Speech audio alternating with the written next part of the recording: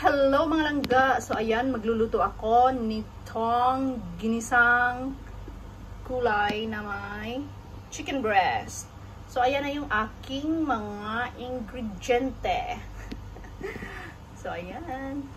I look at you and it's easy to see you are that someone I've been trying to meet. So ayan mga langga, andito na naman ako sa aking loto cereal, diba? So ayan, lagyan ko ng oil. Tapos yung bawang. Then isunod ko na rin yung sibuyas. Gisa-gisa lang tayo mga langga.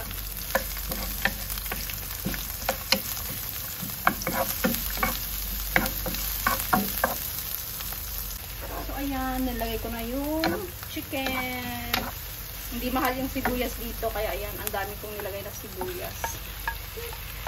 Diba? Gisa-gisa, isote-isote yung chicken strips. Diba? Gisa lang. Sa akin mga langga, hindi talaga nawawala itong sili. Meron talaga ako niyan. May sili talaga sa mga pagkain ko. Kasi para sa akin parang walang lasa or hindi masarap para sa akin niluluto ko pag walang sili or sili. Kaya ayan, isa lang isa. Then, lalagyan ko na rin siya ng counting black pepper. Tapos, lalagyan ko siya ng counting paprika. Mag-voice over na ako dito kasi mag-voice over mamaya. Kasi nakakahingal mag-voice over. Diba? So, ayan. Una kong ilagay is yung itong bagyo name. Kasi para medyo maano sa'yo. Para magsabay sila ng luto. So, at syempre, magic sarap. Hindi yan pig.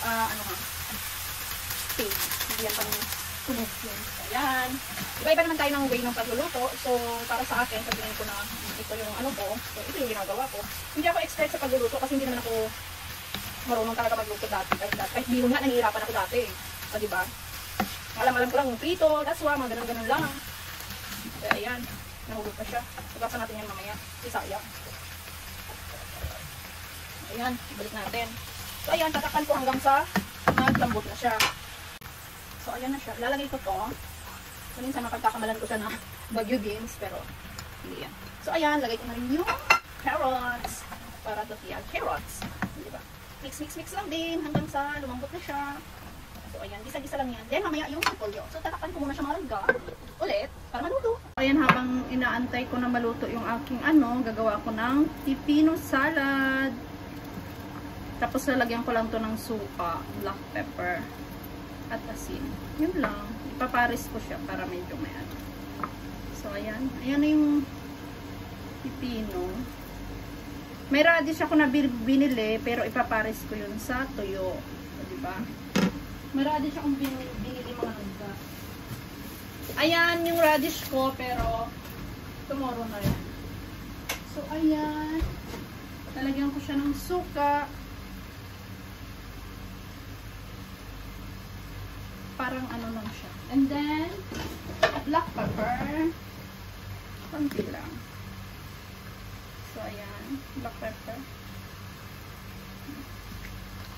And then, lagyan na rin ng asin. Para yummy. So, ayan. So, ayan. So, ayan na siya mga langga. Ilalagay ko na yung aking repolyo. So, ayan.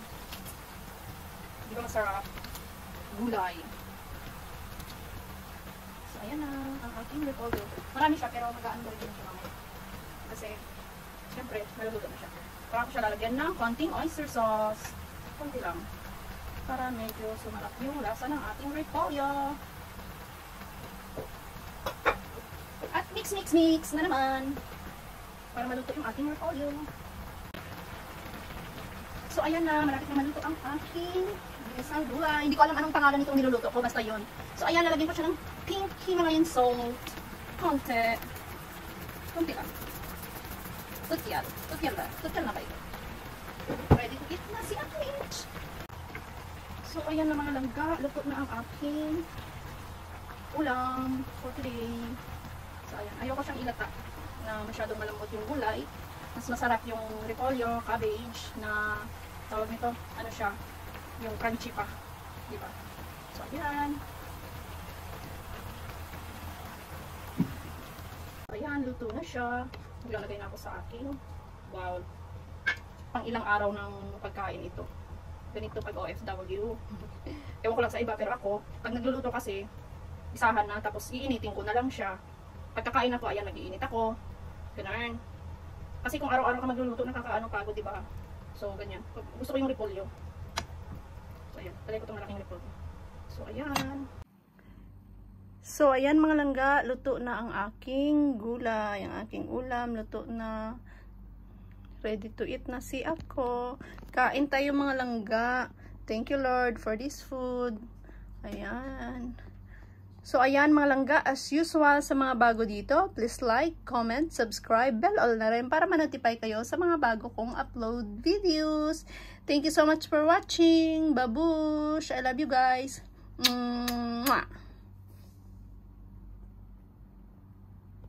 I can't forget the day we met. Your eyes so blue, me pretty mad. Your smile